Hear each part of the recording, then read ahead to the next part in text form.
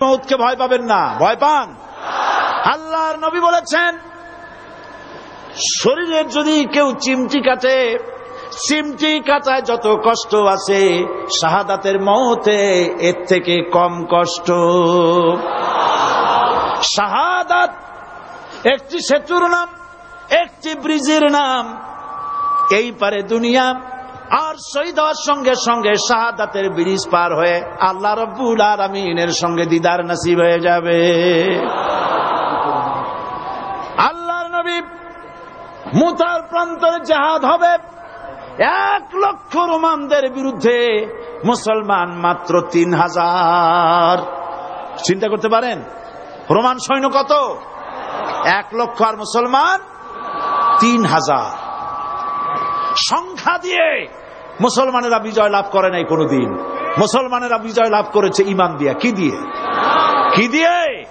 ঈমান দিয়ে। সুতরাং আপনি ভারতকে বলে দিতে পারেন, ভারতকে আপনি বলে দিতে পারেন, ভারত তোমার জনশক্তি বেশি, ভূখণ্ড বড়, তোমার অস্ত্র বেশি, সব তোমার থাকতে পারে, কিন্তু তোমার চাইতে আমার একটা অস্ত্র অনেক অনেক অনেক বড়। সে অস্ত্রের নাম কি? চিল্লায় বলুন। সে অস্ত্রের নাম ঈমান।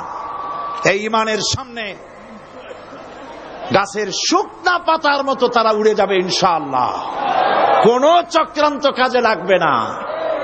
নবীজি জিহাদের জন্য মুসলমানদেরকে তৈরি করলেন, আর বললেন, এই জিহাদের প্রধান সেনাপতির দায়িত্ব আমি দিলাম আমার পালক পুত্র যায়েদ। যায়েদ কোথায়? তিনি বললেন, লাব্বাইক হুজুর, আমি হাজির আছি। নবীজি বললেন, যায়েদ যদি শহীদ হয়ে যায় তাহলে জাফর তুমি কোথায়? তিনি দাঁড়ায় গেলেন। নবী বললেন, জাফর যদি শহীদ হয়ে যায়, এরপরে আব্দুল্লাহ বিন রাওয়াহা তুমি কোথায়? তিনি বললেন, হুজুর হাজির। হুজুর বললেন, তুমি দায়িত্ব পালন করবে। 3 জন যদি শহীদ হয়ে যায় তাহলে এরপরে তোমরা নিজেরা একজনরে বানায়া নিও সেনাপতি। তাহলে বোঝা গেল আল্লাহর নবী যে 3 জনের নাম নিলেন তাদের শহীদ হয়ে যাওয়া কনফার্ম হয়ে গেল, নিশ্চিত হয়ে গেল। হুজুর বললেন, যাদের নাম আমি নিলাম বাড়ি চলে যাও, বিদায় নিয়ে আসো মা বাপ স্ত্রীর কাছ থেকে। না জেনে হঠাৎ করে গুলি খেয়ে মরা আর জেনে শুনে মরা, 2 মরা কি একরকম? বন্ধুগণ, হাদিস শরীফের ভিতরে এসেছে, হযরত যায়েদ বলেন, ইয়া রাসূলুল্লাহ, আমার তো আর যাওয়ার জায়গা নাই, আমার আব্বা আপনি, আপনি আমারে হুকুম করেছেন, আমার মা আয়েশা ঘরে বসে শুনেছেন, আমার তো আর যাওয়ার কোনো প্রয়োজন নাই। হযরত জাফর বাড়ি চলে গেছেন। বিবিকে ডেকে বলেন, প্রাণের স্ত্রী, রাসূলুল্লাহ আমাকে জিহাদের ময়দানে সেনাপতি বানায়া পাঠাচ্ছেন, আমি জিহাদের ময়দানে চললাম, আমার এই ছেলে পেলে গুলিকে তুমি দ্বীনের রাস্তায় তৈরি করে দিও, আর আমি যে তোমার হক আদায় করতে পারলাম না, আমারে তুমি মাফ করে দিও। স্ত্রী আল্লাহর দরবারে দুখানা হাত তুলে বলেন, রব্বুল আলামিন, আমার স্বামীকে রাসূলুল্লাহ সেনাপতি বানায়া জিহাদের ময়দানে পাঠাচ্ছেন, আমি আমার স্বামীরে ফিরাবার হক রাখি না, তবে আমি তোমার কাছে দোয়া করি, রব্বুল আলামিন, আমার স্বামীরে জিহাদের গাজী বানায়া আমার কাছে আল্লাহ তুমি ফিরাইয়া দিও। হযরতে জাফর তরবারির উল্টা পিঠ দিয়া হযরতে জাফর নিজের স্ত্রীর হাতে মৃদু আঘাত করে বললেন, স্ত্রী গো, উল্টা দোয়া করো না, নবীজি আমার নাম 2 নম্বরে ঘোষণা করেছেন, আমার আগেও একজন আছেন, পরেও একজন আছেন, আজকের জিহাদে আমি যে শহীদ হব তাতে কোনো সন্দেহ নাই, উল্টা দোয়া করো না, রব্বুল আলামিন তোমার দোয়া মঞ্জুর করবেন না। হযরতে জাফর বিদায় সালাম দিয়ে রওনা করলেন, আর স্ত্রী কাঁদতেছে, পিছনে বাচ্চারা আব্বা আব্বা বলে দৌড়াচ্ছে। হযরত জাফর বীর মুজাহিদ রাসূলুল্লাহর দিকে অগ্রসর হতে লাগলেন, পিছনে তাকায় দেখলেন না কারা কান্দে কারা দৌড়ায়। হযরত আব্দুল্লাহ ওই রাত ছিল তার বাসর সজ্জা, নতুন বিয়ে করেছেন, বাসর সজ্জার রাত। তিনি চলে গেলেন নিজের বাড়িতে।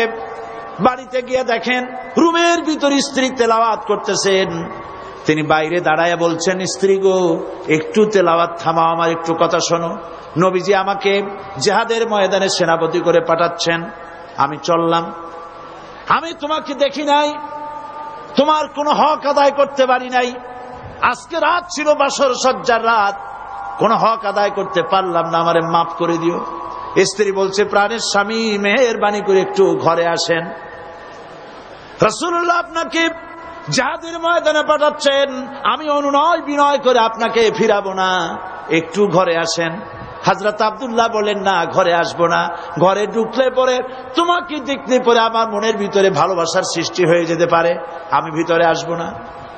স্ত্রী বলছেন, প্রাণের স্বামী, আল্লাহর কসম করে বলি, আপনাকে দেখলে পরে প্রেম নিবেদন করব না, দেখতে চাই শুধু এই জন্যে, আমি শুনেছি আপনি একজন সুদর্শন সুপুরুষ। একবার মাত্র বিয়ের আগে দেখছিলাম, একটা বার আপনাকে পুনর্বার একটুখানি চেহারাটা ভালো করে দেখে রেখে যেতে চাই, যাতে করে কিয়ামতের দিন অসংখ্য মানুষের ভিতরে আপনারে আমি স্বামী বলে চিনে নিতে পারি। হযরতে জাফর বলেন, প্রাণের স্ত্রী, তুমি যদি ধৈর্য ধরে থাকো, আমাকে দেখার কোনো প্রয়োজন নাই। আর তুমি যদি ধৈর্য ধরে থাকতে পারো, আমার শাহাদাতের পরে কিয়ামতের দিন আল্লাহ রব্বুল আলামিন জান্নাতের ভেতরে তোমারে আমারে স্বামী স্ত্রী হিসাবে পরিচয় করাইয়া দিবে। তিনজন জিহাদের ময়দানে ঝাঁপিয়ে পড়লেন। হযরতে যায়েদ অসংখ্য মানুষ নিধন করে শহীদ হয়ে গেলেন। জাফর ইসলামের ঝান্ডা হাতে নিয়ে রওনা করেছেন। কাফেররা তারে ঘিরে ফেলল, ডান হাতে কোপ দিল, বাম হাতে পতাকা ধরলেন, বাম হাতে কোপ দিল। এবার দুইটা কাটা ঝুলানো হাত দিয়া পতাকা বুকের সাথে জড়ায় ধরেছেন। পাশের সাহাবীকে ডেকে বলেন, নবীর সাহাবী শোনো, আল্লাহর নবীকে বলে দিও, জীবনের শেষ মুহূর্ত পর্যন্ত কলেমার পতাকা জড়ায় ধরেছি, মাটিতে পড়তে দেই নাই। আমার মনে হয় আমি এখন শহীদ হয়ে যাব, কারণ আমার নাকের মধ্যে আমি এখন আল্লাহর জান্নাতের সুঘ্রাণ পেতেছি। হযরতে জাফর শহীদ হয়ে গেলেন। হযরতে আব্দুল্লাহ বিন রাওয়াহা আর আবু উবায়দা দুজনে মিলে পতাকা ধারণ করার জন্য চলে এলেন। দূরের থেকে নজর করে পতাকা কে যেন উঁচু করে রাখছে।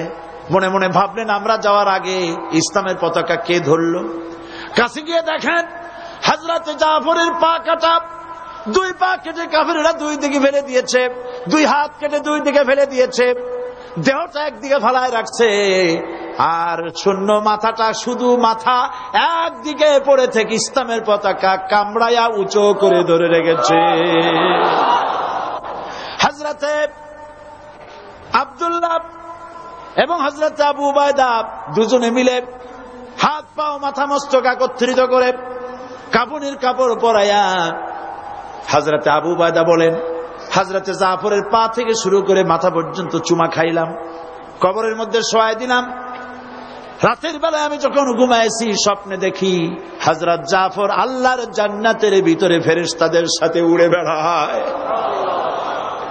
আমি প্রশ্ন করলাম, জাফর, আল্লাহ রাব্বুল আলামিন তোমার সাথে কি ব্যবহার করলেন? হযরত জাফর বলেন, ভাই আবু উবায়দা, আল্লাহ আমাকে জান্নাতের নাজ নেয়ামত দিয়ে বলেছেন, জাফর তুমি আমার কাছে আর কি চাও? আমি বলেছি, আল্লাহ কিচ্ছু চাই না, আর একবার জমিনে পাঠায় দাও, তোমার দিন কায়েমের জন্য কাফেরদের বিরুদ্ধে লড়াই করে জীবনটা আর একবার দিয়ে আসি। আমার বন্ধুগণ, আল্লাহর দিন কায়েমের জন্য, আল্লাহর দিন কায়েমের জন্য রক্ত দেওয়ার জন্য প্রস্তুত থাকতে হবে। আল্লাহর রাসূল নিজে রক্ত দিয়েছেন, রাসূল নিজে রক্ত দিয়েছেন, সাহাবায়ে কেরাম দিয়েছেন, তাদের রক্তের বিনিময় ইসলাম এই পর্যন্ত এসেছে। আজ পৃথিবীতে 140 কোটি মুসলমান এই পৃথিবীতে বসবাস করে, কিন্তু মুসলমানের সেই ইজ্জত আজ আর নাই। ঠিক কিনা? ঠিক কিনা? ও মুসলমান, মুসলমান হিসাবে গর্ববোধ করো। আমাদের পরিচয় কি? আমাদের পরিচয় কি? আমি আমার সমস্ত শক্তি দিয়া, হৃদয়ের সবটুকুন শক্তি নিয়ে বলছি, আমাদের পরিচয় বাঙালি নয়, আমাদের পরিচয় মুসলমান। চিল্লায় বলো আমাদের পরিচয় কি? আর দেশ হিসাবে আমাদের পরিচয় বাংলাদেশী। দেশ হিসাবে পরিচয় কি? আর জাতি হিসাবে আমার নাম, আমি মুসলমান। চিল্লায় বলো আমরা কি?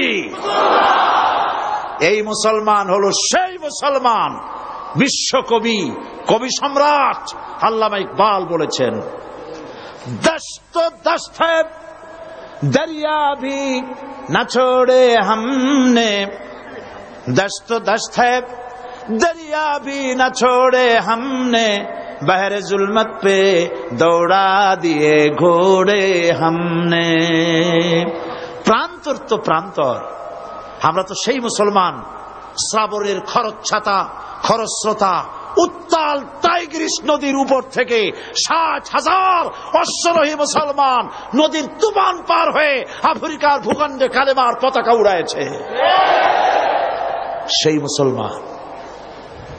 সুতরাং যারা আমাদের সাথে, যারা আমাদেরকে জেলে দিতে চাও, যারা আমাদেরকে মারতে চাও, শহীদ করতে চাও, সিক্রেট মার্ডার করতে চাও, গুপ্ত হত্যা করতে চাও, গৃহযুদ্ধ বাঁধাতে চাও, শুনে রাখো, बातिल से दबने वाले आसमां नहीं हम, बातिल से दबने वाले आसमां नहीं हम, सौ बार कर चुका है तू इम्तिहान हमारा।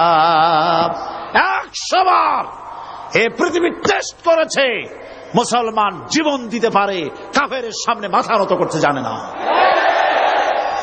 সুতরাং ভারতের পা চাটা গোলাম, ভারতের পা চাটা খরিদ করা গোলাম সরকারকে বলছি, মুসলমানদের ঈমান নিয়ে খেলা করবেন না, কোরআনের মাহফিলে বাধা দিবেন না।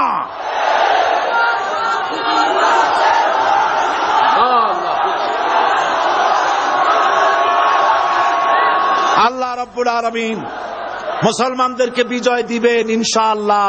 বলেন ইনশাআল্লাহ, বলেন ইনশাআল্লাহ। শাহী জুমা মসজিদ, জুমা মসজিদে পুলিশ পাহারা দিতে হবে কেন? জুমা মসজিদে জুতা পায়ে দিয়া ঢুকলো কারা?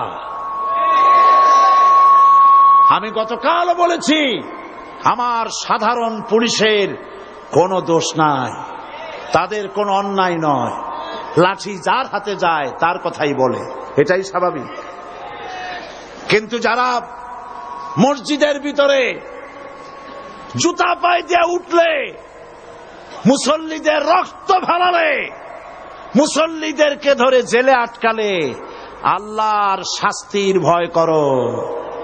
আল্লাহ আছেন, আল্লাহ আছেন, ভয় করো আল্লাহ পাককে। এই রকমের অবস্থা চিরকাল থাকবে না।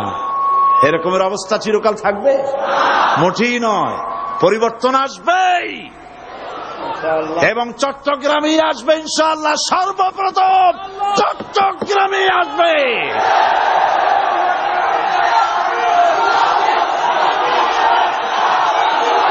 আজ আপনারা দেখতে পাচ্ছেন না, আপনারা দেখতে পাচ্ছেন না, স্টেডিয়ামের ভেতরে বীর চট্টলার 1400 বছর আগের খাদিজা আয়েশা দিয়ে এই স্টেডিয়ামের ময়দান 50,000 উপর মেয়ে লোক দিয়ে ভরে গেছে। এই দেশকে কেমনে থামাবা? এই দেশকে ভারতের গোলাম বানাইতে পারবা না। ইরানে যখন ইসলামী বিপ্লব হয়েছিল, মহিলারা রেজা শাহ পাহলভী তার সেনাবাহিনীকে পাঠায় দিয়েছিল, কামানের গোলা দিয়া উড়ায় দাও। হাজার হাজার মা বোনেরা, পুরুষেরা মিছিল করছে, মায়ের কোলে বাচ্চা, মায়ের পেটে বাচ্চা, মায়ের ঘাড়ে বাচ্চা, কামানের গোলায় শত শত শহীদ হয়ে যাচ্ছে। পিছন থেকে কেউ পালায় না, সমুদ্রের ঢেউয়ের মতো একটা ঢেউ এসে আশ্রয় পড়ছে, ঢেউগুলো পিছনে অ্যাবাউট টার্ন করে ফিরে যায় না, সব ঢেউ একটার পর একটা আশ্রয় পড়ে উপকূল ধ্বংস করে দেয়। 200-300 শহীদ হয়ে গেল, পেছন থেকে নারীরা পালাচ্ছে না, মেয়ে লোকগুলি লাশের উপর দিয়ে চলে আসতেছে, তাদের আঁচলে ছিল ফুল, অস্ত্র নাই, নিরস্ত্র ইরানি মুসলমান মা বোনেরা আঁচলে করে ফুল নিয়ে আসছে, ফুলগুলি কামানের উপরে মেরে বলছে, শাহের আমেরিকার গোলাম, শাহের সৈন্যরা, আমরা তোমার মা, আমরা তোমাদের বোন, আমরা তোমাদেরকে ফুল মারতেছি, তোমরা কামানের গোলা দিয়ে আমাদেরকে জান্নাতে পৌঁছায় দাও। ইরানের রাজপথ ছেড়ে দেব না যতক্ষণ ষাট না পালাচ্ছে, কালেমার পতাকা উড্ডীন না হচ্ছে।